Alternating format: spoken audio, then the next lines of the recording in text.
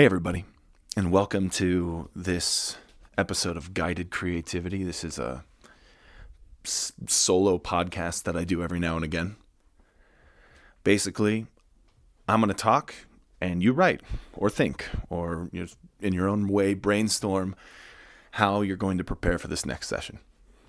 Today, what we're going to do is we're going to create a bookcase, because one of my favorite parts of being a player in a game is when, we're on the main quest line and we end up in, a room somewhere. It might be the room where the monarch is sleeping and we have to poison them.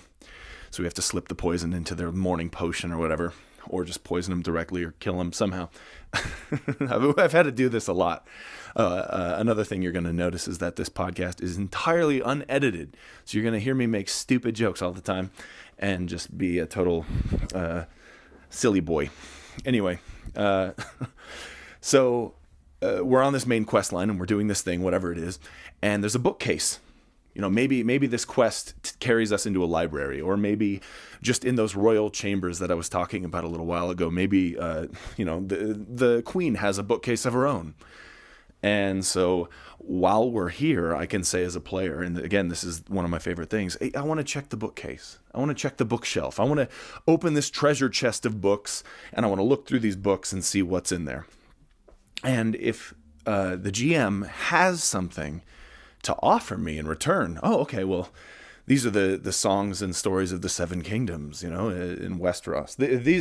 This is the stack of parchments recorded by Isildur's heirs, who wrote about him and the One Ring of Power, Lord of the Rings. So I love when the GM comes back with me and says, hey, this is what these are, and this is how you can use them. And it feels real, especially because I'm a book lover myself. It feels like a natural thing I would do, and it's just fun to be immersed in the world in that way. So let's make the bookcase, and we're going to start. I'm just going to call it a bookcase, by the way, but it could be again, like I mentioned before, a treasure chest filled with books. It could be just a stack of parchment if the bookcase is in a dungeon and still made of wood, and maybe it's rotten, hasn't been maintained in a millennia, so it's just a pile of ancient papers. It could be a stone bookcase, a beautiful stone bookcase, or something else that reflects its location. If it's a wealthy manor, it might be a nice cherry wood bookcase with golden edges, something like that. So, really, when it comes to the bookcase or bookshelf or chest of books or whatever it may be, maybe a chain of books if you're running a game in Westeros and you have a maester who has just a bunch of books hooked onto them. Picture it the way you want. You're the one who knows about your world, and I want you to start this process by just thinking about your world. Think about that bookcase. Think about where it sits. Think about what it looks like. This is temporary. You can change this later, but I like to start by conjuring up something to your mind where before there was nothing. That's really important to the creative process. That's how you start building. You use what someone else says in this podcast, it's me, and you grow from that. You apply your own ideas and your own thoughts and your own brainstorming, and you grow from that. So when I say bookcase, what do you think of? Give yourself a minute and just kind of ponder that. You can pause this podcast anytime you want to continue your writing or brainstorming, or just thinking while you're in the car or something like that. The first book that we're going to make is a history book. It's one of my favorite kinds of books in real life, and I love putting history books in my games. So first, this requires you to take like a more meta perspective of your world. Whatever your world is, whether you're playing in someone else's world or your own, think about that. What event happened? What singular event happened that changed the world as the characters know it the most? Is it something that you included in the game before? Is it something that's brand new? I like brand new things when we're creating books, when we're getting into the creative mode. But it doesn't matter. If something strikes you, write it down. Put it down. What event? What person? Is this a book that's like biography about some sort of like Napoleon-like figure who rose up, became a prominent influence on the world, and then died and left the world to kind of pick up the pieces and decide what it was going to be afterwards? That's how history works. So what happened after this person was born? What was the world like before this person? Is this book about a person at all? It could be about a war that took place. The histories of the Franco-Prussian War, whatever those two countries are in your world. Maybe some texts about, the last war. That's a war in my homebrew setting. The last war. It's the last war because it was the last one that happened, and it's the last war because if another war happens again, we're all going to die. That's just the setting itself. Think about your setting and ask yourself, what sort of wars took place in the past? What sort of conflicts? Is it a small conflict, maybe between small tribes of people or small nations? Or is it something that's large scale, worldwide? Maybe this is just a single battle that this book talks about. And maybe it's all of this stuff. Maybe it's the leader who fought in this world-altering war and led in this single battle the kingdom to victory before the modern age. Something like that. What is that in your world? What does that look like? What sort of peoples participated? I'm talking about, let's talk about the races of basic D&D. Elves, dwarves. What kind of dwarves? Was it a civil war between dwarves, or was it, an entire factionalized group of peoples fighting against another faction of people? Doesn't have to be race, but in fact, I think race sometimes it's overdone. So if you combine people into federations and coalitions that against whole empires, that's always fun to do. What happen? What is it? What if a democracy is brought to the brink of war? That's happened before. What is this history book saying? What's written in the margins of the book? What sort of annotations have been left? Are there scrawling annotations everywhere throughout the book, or are they, just periodically, maybe one note on a special page, and it alerts the players that, ooh, this is something interesting. What is that? What is written in the notes? Is this person agreeing with the information in this history book, or are they saying, no, this isn't how it happened? Are bits crossed out? And who is it? Is it the author? That'd be cool. Is it the author annotating the book? Or is it like this famous person that maybe this book is very, very valuable because their writing is in it? Maybe they signed it, or maybe they've, addressed it to somebody else in the copyright information. Does your world have copyright? That's important for you to figure out. This is the critical stuff when it comes to making a game. Does your world have copyright information and rights and laws? This is so silly. Okay, let's continue. Are the annotations initialed by somebody? Is it like a mysterious MB? Who is that MB? Or maybe it's a code word like Viper. Ooh, who's Viper? Or is it someone that the NPCs have already met before? Ooh, that would be fun. That's game tying. That's adventure hooking. That's the stuff that I like. Consider that.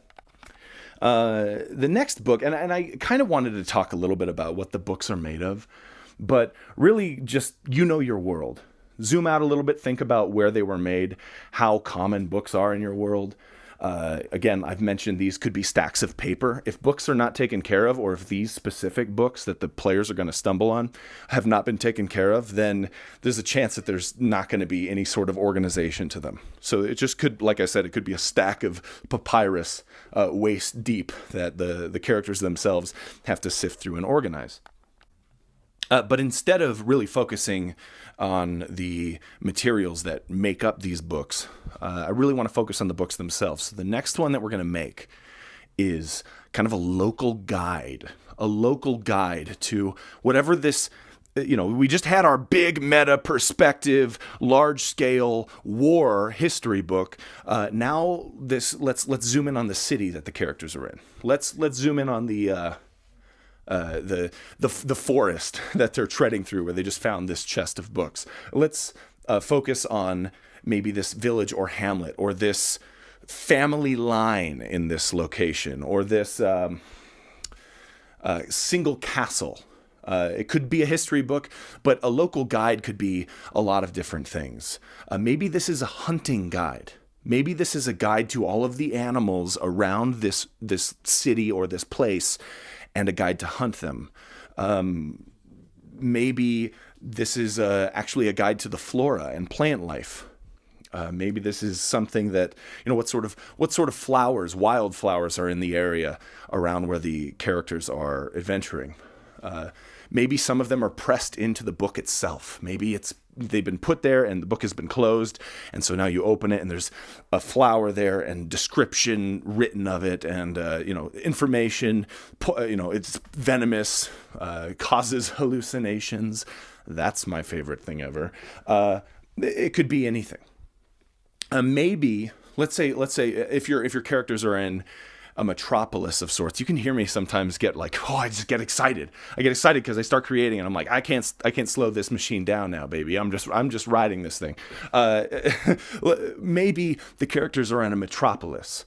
Maybe there's this is a guide on the streets in the metropolis, the locations, the districts, and maybe there's something in there. Maybe it's maps of this local area, right? And maybe there's something in there that's not in reality, like an old mill in like Martin's old mill that is no longer there, but it's in the book.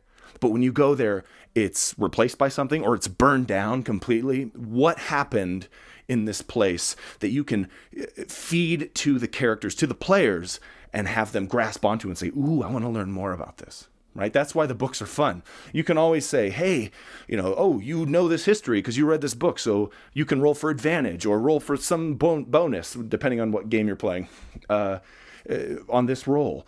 That's fun and that's useful. You should do that, probably. But adding a little bit more, adding a little story, some story-driven elements into the game is never a bad thing. In my opinion, it's a must. I told you, pure, uncut, raw, Barker.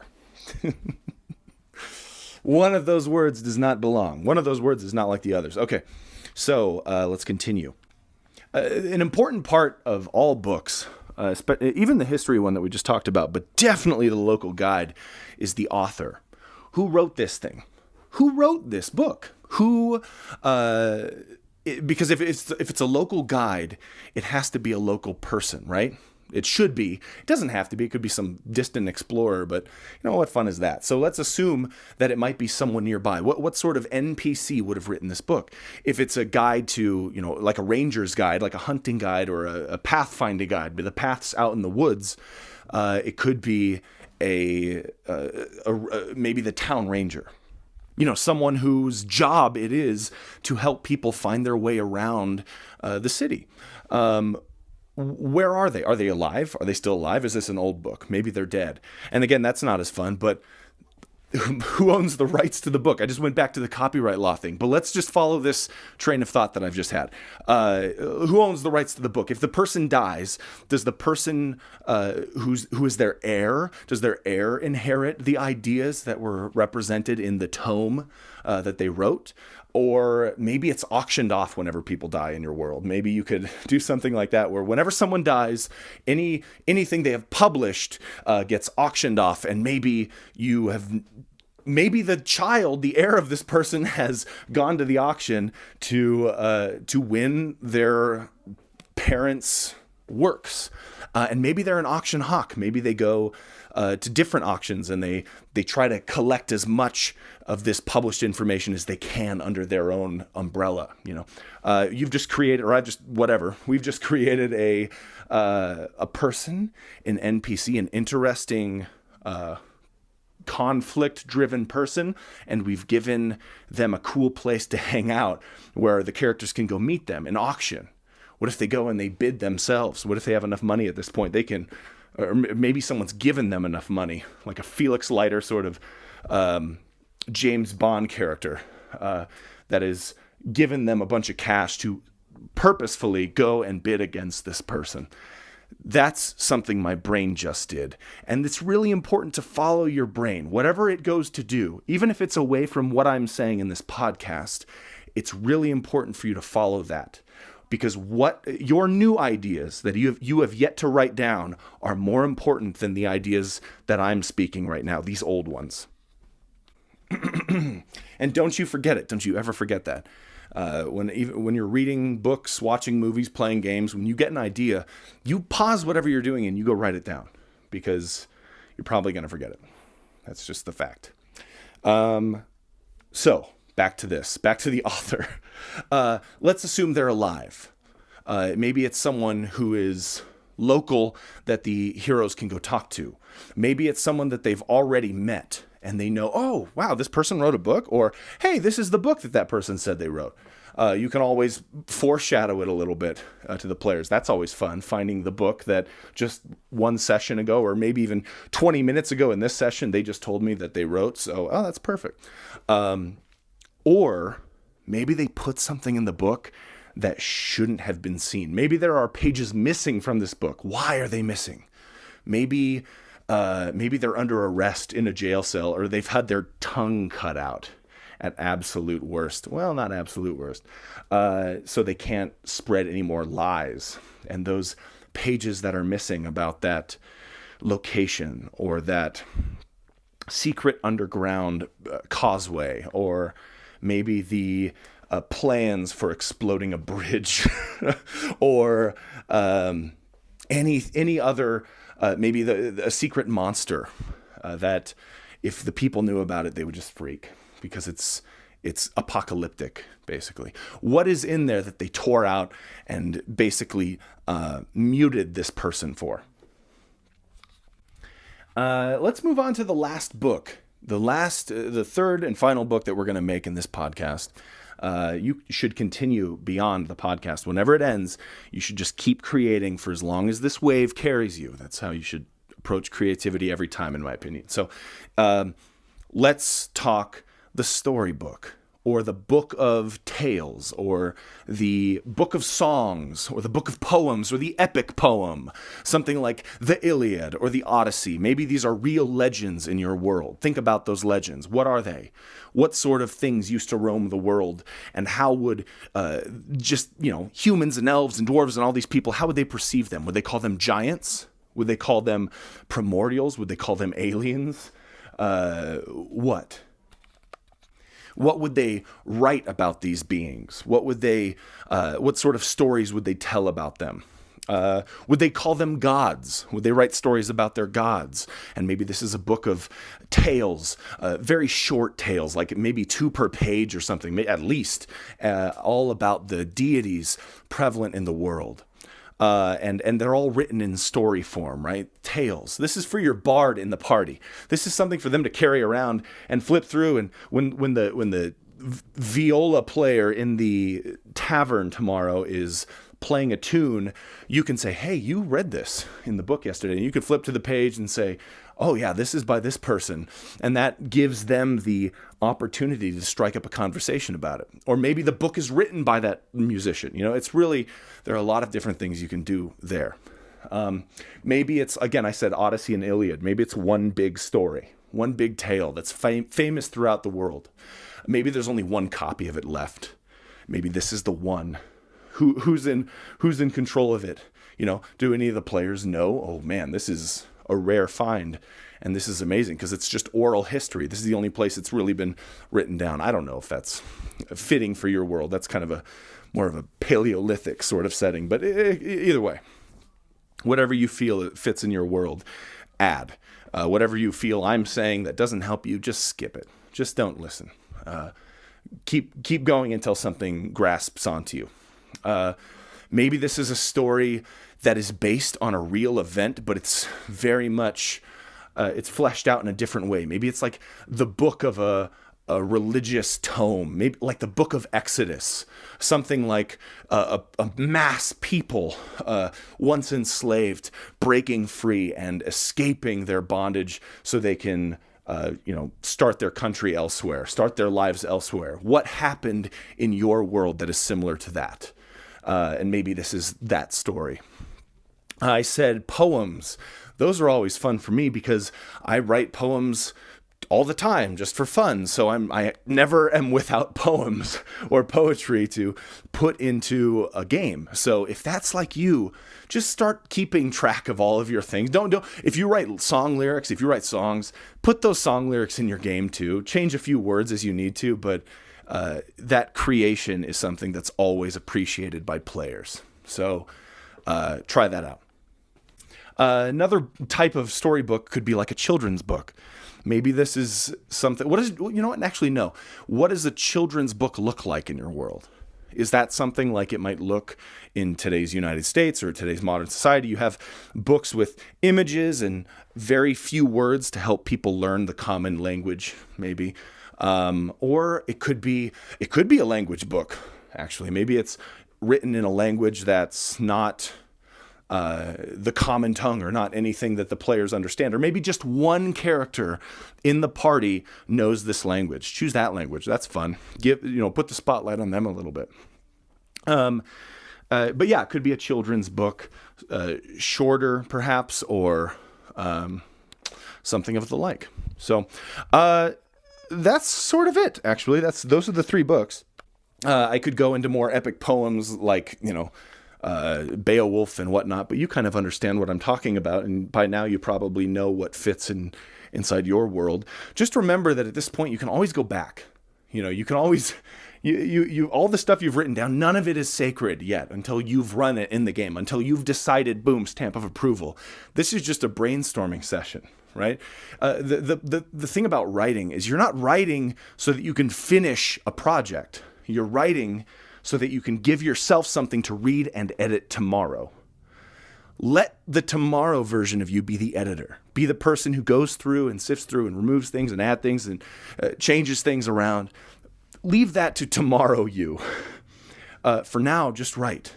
Just keep writing until that wave ends, and then, I don't know, watch some Netflix, do some actual work, play some music, do something else creative that alleviates that mental exhaustion, because it is sometimes exhausting. To me, it feels exhausting after a whole day of creating stuff. Your brain just kind of shuts down. So anyway, I hope that this podcast has helped. I hope that your bookshelf will be stocked with some interesting things. Maybe you might have gotten more than 3 ideas in this, and if that's the case, write them all down. It's what is the bookshelf? This shelf of 6 to 12 books. What's on it? And you could give an entire list of titles to the players. What do you want to look at? Huh? What do you want to take? Keep in mind, they're heavy. Books are heavy. If someone's like, I want to take all 20 of these books off this bookcase, you can always be like, listen, bear with me, player. I'm trying my best as a GM. Help me out. Pick 3. How's that sound? Keep in mind the titles for later. We'll give you other opportunities to get books.